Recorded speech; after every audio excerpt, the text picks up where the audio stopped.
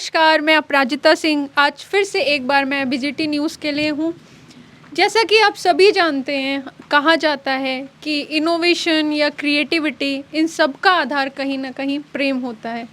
प्रेम जो हर व्यक्ति करता है, लेकिन किसी किसी का प्रेम इतना खास बन जाता है कि उस प्रेम से वो एक इनोवेटिव इंसान में तब्दील हो जाता है। आज हम एक ऐसे ही इनोवेटिव शख्स के साथ बैठे हैं। नमस्कार मनोज सर। नमस्कार। तो मनोज सर जो कि बहुत ही इनोवेटिव हैं, आपने इससे पहले भी देखा होगा, हमने इनकी गाड़ियों के बारे में बात किया था, इनकी पेंटिंग्स के बारे में बात किया था। आज हम बात करेंगे इनके प्रेम के बारे में। तो सर मुझे बताइए, आपका प्रेम कहाँ से शुरू हुआ, कैसे शुरू हुआ, कैसे अंजाम तक पहुँचा, और प्रेम से इंस्पायर होके कैसे आपने इनोवेशन की तरफ कदम बढ़ाया? ये तो एक तरह से बचपन से ही था, मतलब स्कूल लाइफ से ही मेरी वाइफ से लगाव रहा मुझे। अच्छा, तो सर आप पहली बार कहाँ मिले? स्कूल में? हाँ, स्कूल में ही वहीं से शुरू हुआ है। उसके बाद जैसे जैसे क्लासें बढ़ती रही, जान पहचान हमारी रही, फिर वो मेरे दोनों परिवार में भी जान पहचान रही है उनकी, उनके पेरेंट्स से मेरे पेरेंट्स की। तो उस वजह से हम लोग नज़दीक रहे हैं और एक ही जगह पढ़ने की वजह से आना जाना साथ करते थे घर तक। उस वजह से लगाव रहा। और जैसे ही मैं आर्मी ज्वाइन किया तब मुझे लगा कि नहीं, जब मैरिज के लिए जब सोचे तब लगा नहीं उसी से करना चाहिए मुझे जी। तो हमने पेरेंट्स को बताया, उनके पेरेंट्स से मिले, फिर शादी हो गई हमारी। अच्छा, मतलब अमूमन जिस तरह से प्रेम विवाह में बहुत सारी मुश्किलें आती हैं, बाधाएं आती हैं, ऐसा आपके साथ नहीं था? ऐसा नहीं हुआ, ऐसा नहीं हुआ। अच्छा। माँ बाप भी मेरे बिल्कुल मतलब अनपढ़ थे, पढ़े लिखे नहीं थे, लेकिन मुझे पूरा सपोर्ट किया। बोले बेटा ठीक है, आप अगर आप लोग एग्री तैयार हैं, बच्चों में दोनों बच्चों में वो है तो बोला हम कर देते शादी आपकी। तो सर आप मुझे ये बताइए कि किस तरह से आपके प्रेम ने आपको इनोवेशन की तरफ मोटिवेट किया? रिटायरमेंट के बाद जी सर। जब हम लोग रिटायर हो गए और बच्चे लोग अपने अपनी मतलब एजुकेशन में चले गए, तो हम दोनों रहते थे घर में।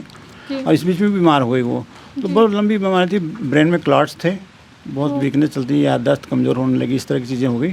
तो अब चूँकि आर्मी में थे हम लोग, तो थोड़ा सा बहुत घूमते फिरे वाइफ के साथ में टूरिस्ट स्थानों में। अब यहाँ आने के बाद वो मेरे साथ बाइक में घूमती नहीं थी, कहीं भी आना जाना नहीं, मतलब बीमारी की वजह से। और मैं लोगों को देखता था कि वो लोग अपनी वाइफ को लेके बड़ी शौक से घूम रहे हैं, और मैं मन में अंदर कूदता रहता था कि मैं काश मैं अपनी वाइफ को भी लेके घूमूँ, तो वो कर नहीं पाता था। तो मैं सोचा क्यों ना इसके लिए ऐसी गाड़ी बनाऊँ जिसमें वो लेट भी जाए, आराम से बैठ भी सके, और वो चाहे तो गाड़ी में लेट भी सके। और क्योंकि फाइनेंशियली उतना नहीं था मेरा, तो मैंने बोला अपनी गाड़ी को इस तरह बना दूं कि वो कार जैसे इस्तेमाल हो, एम्बुलेंस की तरह भी हो जाए। तो धीरे से फिर मेरे पास बुलेट थी, क्योंकि आर्मी में रहा हूँ तो बुलेट यूज़ करते थे, तो बुलेट अब भी शौक मेरे। तो मैं बुलेट के ऊपर ही फिर एक सोफ़ा कम बेड की डिज़ाइन करी और वो बनाई, उस पर हुड भी, जैसे बरसात में धूप में। तो जैसे मैंने वो बनाई और वो सक्सेस भी रहा, और जैसे बन गई, तो वाइफ को जब भी बोलूँ, मैं एक बार बोला सिर्फ फर्स्ट में कि चलो घूम के आते हैं। जब वो पहली बार बैठी और घूमी, तो उसके बाद मुझे बोलने की जरूरत नहीं पड़ती थी, वो अपने आप ही बोलती थी लेकिन चलो घूमो। तो मुझे लगा उनको बहुत ही हाँ, बहुत पसंद आया। और मुझे लगा कि जितनी मैंने मेहनत किया वो मेरी सार्थक हो गई, जो पैसा खर्च किया उसमें। और यहाँ तक कि मैं 200 किलोमीटर यानी जबलपुर तक उस गाड़ी में उनको लेके गया हूँ, और बड़े ईजीली आराम से सो के, बिल्कुल, या रेस्ट करना है तो मतलब 4 व्हीलर से भी बहुत ज़्यादा आराम है उसमें। तो मतलब ये जो गाड़ियाँ बनाने की प्रेरणा है, हाँ, वो उसी सबसे से पहले आपको उनसे ही मिलना शुरू हुआ? उनसे मेरे को लगा कि इनके लिए कुछ किया जाए। तो जब उनके लिए वो गाड़ी सक्सेस रही, तो फिर उधर मेरा ध्यान चलता रहा कि मैं और भी कुछ करके देखूँ। फिर दूसरी बाइक बनाई, फिर 4 व्हीलर बनाई, फिर अभी वो इलेक्ट्रिक बना ली। जी, बहुत अच्छा सर, धन्यवाद। तो ये जो प्रेरणा कहना चाहिए, एक तरह से अगर वो ठीक होती और मुझे उसके लिए बनाने की ज़रूरत नहीं पड़ती, तो शायद मैं आज ये सब चीज़ें नहीं कर पाता।